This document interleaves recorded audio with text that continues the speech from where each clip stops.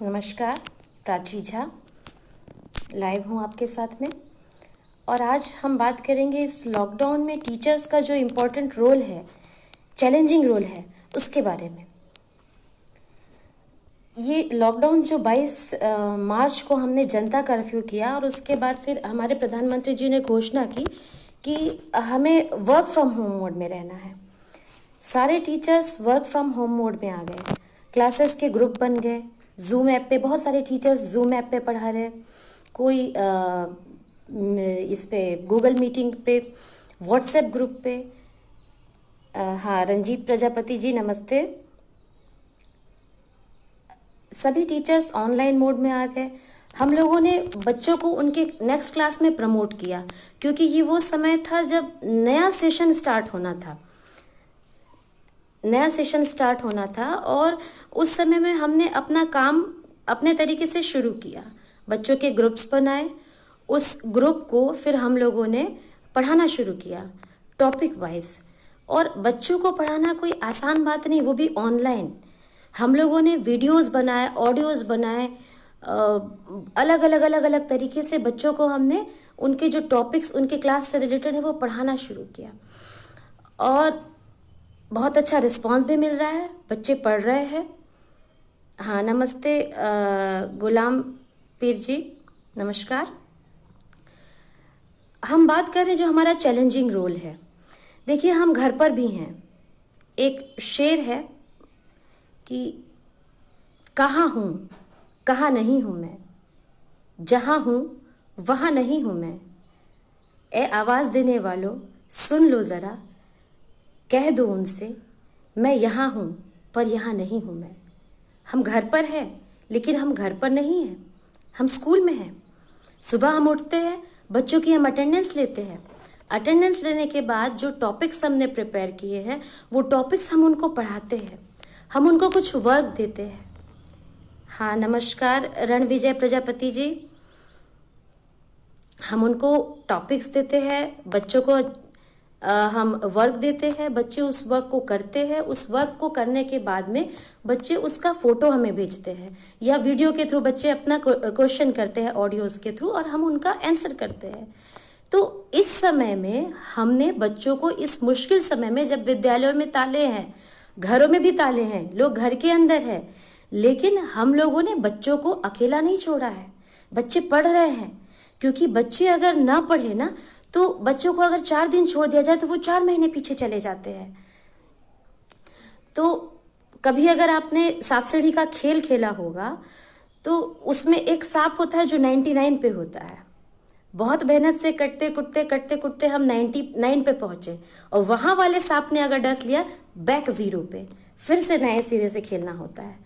आज अगर हम बच्चों को छोड़ दें, आज अगर बच्चे ना पढ़ें तो वो 99 से वापस 0 पे आ जाएंगे अपने स्टडी में, अपने एकेडमिक बैकग्राउंड में।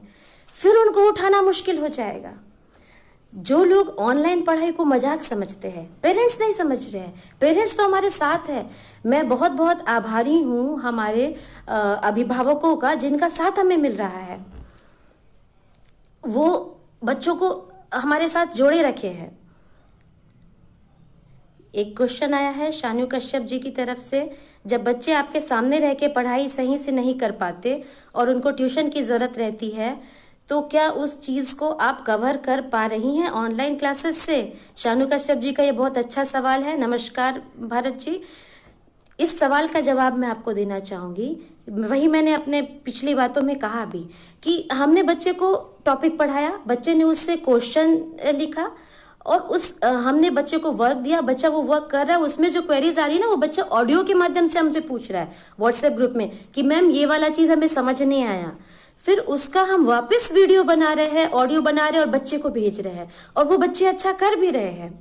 और जहां तक बात है कि सब बच्चों की, तो मैं आपको बता दूं, एक शिक्षक और एक अभिभावक दोनों इन बातों को समझते हैं और मानते हैं कि किसी भी हाथ की 5 उंगलियां बराबर नहीं होती हैं, लेकिन 5 उंगलियों का अपना महत्व होता है। इन 5 से मिलकर ही मुट्ठी बनती है। वैसे ही किसी क्लास में सब बच्चे ऐसे भी ऑफलाइन क्लास में भी नहीं पढ़ते, रेगुलर क्लास में कुछ ही बच्चे पढ़ते हैं। तो उसी तरह इस ऑनलाइन क्लास में जिन बच्चों को पढ़ना है, जो अभिभावक अपने बच्चों की पढ़ाई के लिए गंभीर हैं वो अभी भी कर रहे हैं, बहुत अच्छा कर रहे हैं। तो जो क्वेरीज है ना, वो क्वेरी बच्चे ऑडियो और वीडियो के माध्यम से हमसे पूछ रहे हैं, और ऑडियो और वीडियो के माध्यम से ही हम उन बच्चों को, कमल किशोर जी नमस्कार, हम ऑडियो और वीडियो के माध्यम से बच्चों की उन क्वेरीज को दूर कर रहे हैं और पढ़ने वाले बच्चे पढ़ रहे हैं। तो मैं जहां पर थी कि अगर हम बच्चों को छोड़ दें तो 4 महीने पीछे आ जाएंगे बच्चे। इसलिए बहुत ज़रूरी है कि बच्चों की पढ़ाई नहीं छूटनी चाहिए। टीचर्स का चैलेंजिंग रोल ऐसा है कि हम सुबह उठ गए, हमने बच्चों की अटेंडेंस ले ली, बच्चों को हमने वर्क दिया, अब बच्चे उधर से क्वेरी कर रहे हैं, कुछ बच्चे वर्क भेज रहे हैं, उसको हमको चेक करना है, उसको हमको क्वेरी को सॉल्व करना है, फिर हम घर के कामों में भी इन्वॉल्व हैं। तो we teacher are not living a normal life. जैसे कोविड फाइटर्स है ना, जैसे पुलिस चौक चौराहों पे खड़ी है जो लोगों को बाहर जाने से रोक रही है, वैसे हम शिक्षकों ने भी बच्चों के ध्यान को भटकने से रोका हुआ है। क्योंकि बच्चों का ध्यान भटकने के लिए आप कोई पुलिस नहीं लगा सकते हैं। शानू कश्यप जी नमस्कार, इनका है हमारे घर के बच्चे भी ऑनलाइन पढ़ते हैं, मैंने कई बार देखा इंटरनेट इशू की वजह से वीडियोस बीच बीच में फंस जा रहा है और बच्चे पढ़ाई नहीं कर पा रहे हैं, बच्चों में शरारत रहती है, आप भी जानते हैं। हाँ, मैं बिल्कुल सहमत हूँ। तो ये चीजें क्लास में भी होती हैं। बीइंग अ टीचर हम जानते हैं कि बच्चे क्लास में हमारी मौजूदगी में भी पीछे की बेंच का बैठा बच्चा चुपके से लंच खा लेता है, तो उस खाने के पीछे का कारण होता है कि उस बच्चे को भूख लगी है। बच्चे अपना फ्रस्ट्रेशन अपने दोस्त से बात करते हैं, बच्चे घर से डांट खा के आए हैं, शायद पेरेंट्स ने उनको समझा नहीं तो वो बात करते। तो ये शरारतें बच्चे ऑफलाइन क्लास में भी करते हैं, यहाँ भी करेंगे। लेकिन तार तो नहीं टूटा। आप लोगों ने सुना होगा, रहीमन धागा प्रेम का मत तोड़ो चटका है, तोड़े जोड़े से फिर ना जुड़े, जुड़े गांठ बन जाए। तो उसी तरह एजुकेशन है, और एजुकेशन का धागा अगर टूट जाए तो उसको जोड़ने से जो गांठ बनेगी ना, वो बच्चा सफर करेगा। अगर बच्चे को हम 3-4 महीने, देखिए लॉकडाउन को 3 महीने अब धीरे से हो जाएंगे, अगर आप बच्चे को 3-4 महीने छोड़ दें तो वो बच्चा ऐसे भी पीछे हो जाएगा। नमस्कार कमल किशोर जी, अगर एक घर में 2 बच्चे हैं और पिताजी के पास एक फोन है तो दोनों बच्चे कैसे ऑनलाइन क्लास करेंगे? ये बात मेरे घर में भी है, मेरे घर में भी 2 बच्चे हैं और फ्री मोबाइल एक ही है। तो उन दोनों बच्चों में सामंजस्य बिठा के करना होगा, क्योंकि आपको तत्काल इमीडिएट आपको रिप्लाई नहीं देने होते हैं, आपका वर्क इमीडिएट रिप्लाई नहीं करना होता है। तो दोनों बच्चों में सामंजस्य बिठाना पेरेंट्स का काम है। असल में लॉकडाउन खत्म होने के बाद भी क्या कमजोर विद्यार्थियों के लिए ऑनलाइन क्लास उपलब्ध कराएंगे? ये अभय कुमार प्रजापति जी का सवाल है, अच्छा सवाल है। देखिए, हम शिक्षक जो होते हैं ना, हम साम दाम दंड भेद सब कुछ हम अपनाते हैं अपने बच्चों को सिखाने के लिए। हम उनमें एक अच्छा पढ़ने वाला विद्यार्थी भी घटते हैं, हम अच्छे खिलाड़ियों को भी चुनते हैं। हमारे पास चुने हुए बच्चे नहीं आते हैं, हमारे पास हर तरह के बच्चे आते हैं। फिर उन बच्चों में से कुछ हमें खिलाड़ी मिलते हैं, कुछ हमें सिंगर मिलते हैं, कुछ हमें बच्चे अच्छे राइटर मिलते हैं, कुछ बच्चे में इंजीनियरिंग माइंड होता है, वो चीज़ों को तोड़ता है और जोड़ता है। इस तरह से उनको हम बनाते हैं। तो ये क्लास में भी होता है, शरारतें घर में भी होंगी। रंजीत प्रजापति जी का सवाल है, आजकल के बच्चे स्टडी कम करते हैं और मोबाइल में गेम खेलने में बिजी रहते। देखिए, अब ये तो पेरेंट्स का मुद्दा है। ये तब भी होता था जब ऑनलाइन क्लासेस नहीं होती थी, मैंने देखा है। मैं तो मेरे घर पे बच्चों को मोबाइल छूने नहीं देती थी और उनके कंट्रोल में, वो जानते हैं उनको नहीं छूना है। पर मैंने बहुत से पेरेंट्स को देखा है, जस्ट अपने कुछ देर की शांति के लिए, कुछ देर के फ्री होने के लिए वो लोग बच्चों को मोबाइल पहले भी देते थे। तो ये निगरानी मदर्स को और पेरेंट्स को रखनी होगी। मैम, नितिन कश्यप जी का सवाल है, नमस्कार Nitin Kashyap ji. Ma'am, we all as a businessman are suffering a lot in this public school have huge funds to pay all staff, it's really impossible to pay as। देखिए, अगर किसी का कोई व्यक्तिगत मुद्दा है फीस को लेकर, तो उसे उस विद्यालय के जो भी हेड हैं उनसे बात करनी चाहिए। क्योंकि देखिए, 2 महीने अभी लॉकडाउन को हुए हैं, 3रा महीना ये चल रहा है। तो बहुत सारे लोग गवर्नमेंट सर्वेंट भी हैं, बहुत सारे लोग ऐसे हैं जिनके बिजनेस अभी भी चल रहे हैं, बहुत सारे लोग हैं जिनके काम अभी बंद नहीं हुए हैं, पर सभी चाहते हैं कि जो नहीं दे पा रहे उनके साथ साथ हम भी तर जाएं। तो मुझे लगता है यहाँ हम थोड़े से गलत हैं। हमको इस समय सबके लिए सोचना होगा। स्कूल भी सोचता है, अगर किसी का कोई व्यक्तिगत परेशानी है तो उसको अवश्य स्कूल से बात करनी चाहिए और जरूर उसको कोऑपरेशन मिलेगा। तो यही मेरा कहना है, जो चैलेंजिंग रोल है हम लोगों का, जैसे कि पुलिस वाले चौक चौराहों पे खड़े हैं, डॉक्टर्स, और मैं सैल्यूट करती हूँ इस समय में पुलिस को, डॉक्टर्स को, और जो भी स्टाफ, बहुत सारा गवर्नमेंट स्टाफ जो है अभी अपना रूटीन वर्क ना करके कोविड के लिए फाइट कर रहा है, मेरा उन सबको सैल्यूट है। और मैं ये कहना चाहती हूँ कि वो कोविड फाइटर्स हैं, वो कोविड के लिए हमसे घर के बाहर लड़ रहे हैं, but we covid fighters, we teachers, we are fighting from our homes. हमने बच्चों को घर के अंदर भी फालतू नहीं बैठे रहना दिया। अगर हम ना पढ़ाए तो बच्चे टीवी देखेंगे, बच्चे मोबाइल पे गेम खेलेंगे, बच्चे लड़ाई झगड़े करेंगे, तो उनमें जो एनर्जी का फ्लो है ना, अगर उसको हम किसी कंस्ट्रक्टिव काम में नहीं लगाएंगे तो वो डिस्ट्रक्टिव काम में जाएगा। तो बच्चे अपने सिलेबस से जुड़े हैं, बच्चे अपने टीचिंग प्रोसेस से जुड़े हैं, और ये एकलव्य का देश है। ये देश वो देश है जहाँ एकलव्य ने एक प्रतिमा बनाकर, उस प्रतिमा से वो सर्वश्रेष्ठ धनुर्धारी बन गया। उसने न सिर्फ अपने दाएं हाथ से बल्कि बाएं हाथ से और अपने पैर से भी धनुर्विद्या सीखी। तो गुरु का पास में होना भी जो है वो बहुत बड़ी बात होती है। इसलिए ऑनलाइन टीचिंग के लिए टीचर्स जो है वो घर में रहकर भी घर में नहीं है। हमारा जो मोबाइल है ना, हमारा जो नंबर है जो कभी पर्सनल हुआ करता था, वो पब्लिक फोरम बन गया है। हमारे मोबाइल पे जब चाहे तब बच्चे क्वेरीज कर रहे हैं। बच्चा खाना नहीं खा रहा है, पेरेंट्स का फोन आ जाता है कि बच्चा खाना नहीं खाया है। तो हम लोग भी इस समय कोविड फाइटर है, we are fighting from our home.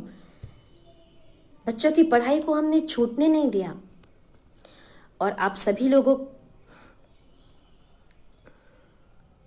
अच्छा, भारत कुमार जी का यह प्रश्न है। नमस्कार भारत जी। मैडम, समस्या यह है कि आज भी कुछ अभिभावक अपने बच्चों को किसी तरह प्राइवेट स्कूल में तो पढ़ा लेते हैं, लेकिन आज भी बहुत सारे अभिभावकों के पास स्मार्टफोन नहीं है। वह कैसे अपने बच्चों को ऑनलाइन पढ़ाएगा? ये सवाल से थोड़ा सा मैं असहमत हूँ, क्योंकि जहाँ तक मुझे लगता है ना, मैंने देखा है कि ऑटो चलाते हैं, हम ऑटो में कभी सफ़र किया तो ऑटो वाले के हाथ में मोबाइल है, सब्जी वाले के पास में स्मार्टफोन है, लेबर्स के पास में स्मार्टफोन है।